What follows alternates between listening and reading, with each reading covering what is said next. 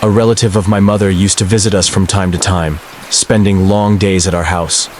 She always brought evening stories, tales that kept us on edge, some so terrifying that they were not suitable for me or my siblings at that age. But there was one story that haunted me so much it made sleep impossible on a rainy night. I'll tell it in first person, so you feel it the way I did. I used to sit on our balcony, reviewing my studies, when I noticed a woman sitting in the balcony of the building across from us. She would sit there for hours, completely still. At first, I thought it was normal. People often sit quietly in their balconies, but something about her struck me as deeply unnatural. Day after day, she stayed in exactly the same posture. One day, I spent 5 hours straight studying while she remained motionless the entire time. It was unnerving. Not just once, not twice. Every day I focused on her, watching carefully. The building across from ours housed a classmate from my college. One day, I decided I would go up and greet him under the pretense of needing some notes. And while I was there, I would ask him about the woman in the balcony, the one who never moved. On the day I prepared my books and my study materials, I glanced at her as usual. She was sitting there, exactly as always. I paused, resting my hand on the balcony railing, staring more closely than ever. And that's when it happened for the first time. She turned her face toward me. Her gaze was terrifying, almost threatening. Her long hair whipped around in the wind, her eyes unnaturally pale. My heart almost dropped when she smiled. A smile that was horrifying, but fixed on me with that same eerie intensity. I stumbled back from the railing, paralyzed, unable to believe what I had just seen. At that exact moment, my mother entered the room. "Are you okay, son?" she asked. I barely answered.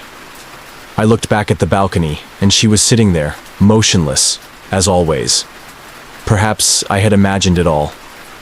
"I'm fine, Mom. Just a bit stressed from studying," I lied. She patted my shoulder and said, "Relax for a bit, I'll make you some tea to calm your nerves." "No, it's fine," I said, leaving her behind. "I'm just going to get some notes from my classmate in the building across from us."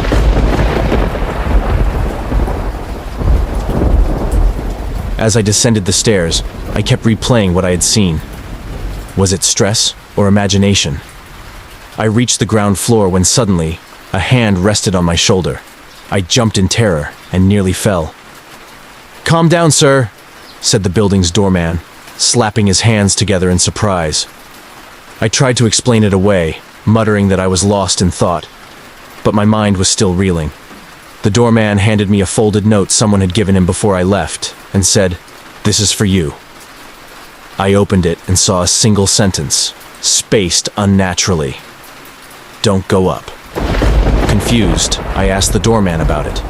He explained that the man who had handed it to him was covered in a black scarf, his face unrecognizable, and vanished before he could see me.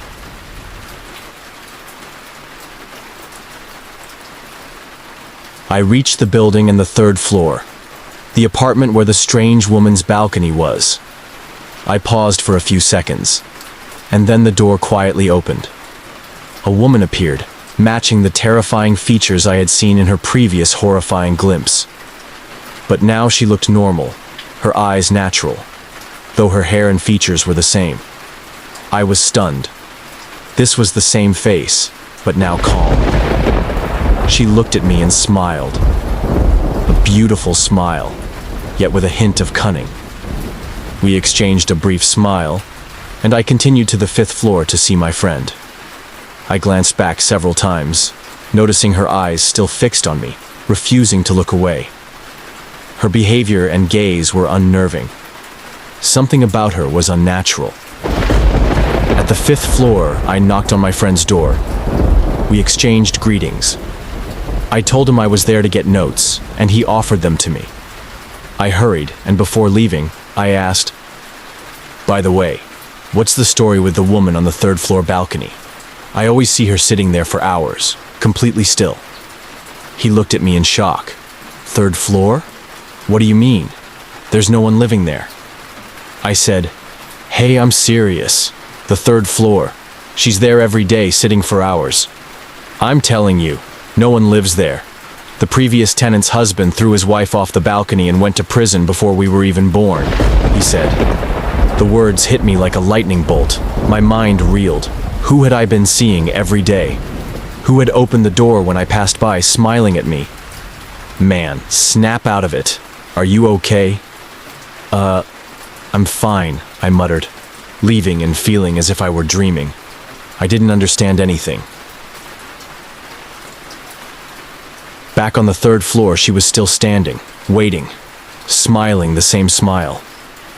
I heard a voice from inside the apartment, a woman pleading for mercy, as if she were being tortured. Without thinking, I rushed inside.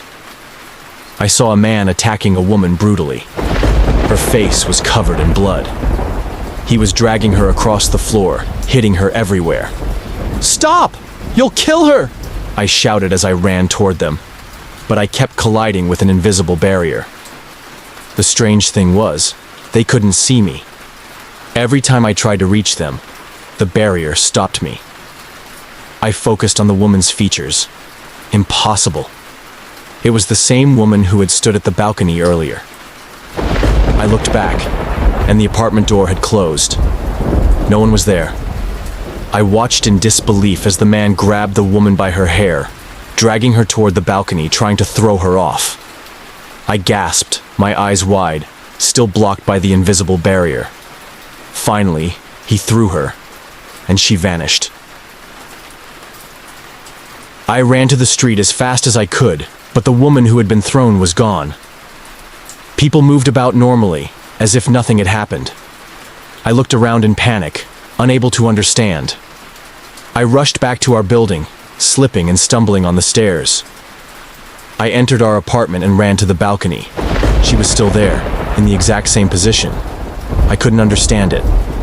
Suddenly, someone appeared on the balcony. A man standing in front of her. Impossible. It was me. Or my double. He climbed the railing, as if about to jump. She stood behind him, looking at me with that same uncanny smile.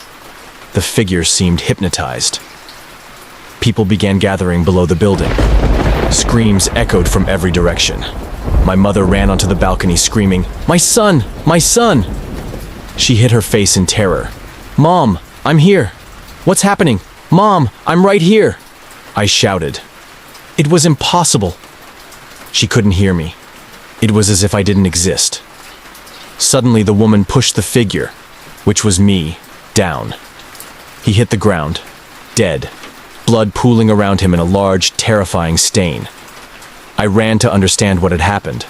I knocked and called out to people who were crying, "God help her," but no one responded. I was like a ghost among them. I heard the doorman say, "What was he doing in that cursed apartment? Everyone says it's haunted ever since the man threw his wife off the balcony." I couldn't believe what I heard. I cried, shouting, but no one could see or hear me, dead or alive. It didn't matter. Then, she appeared before me.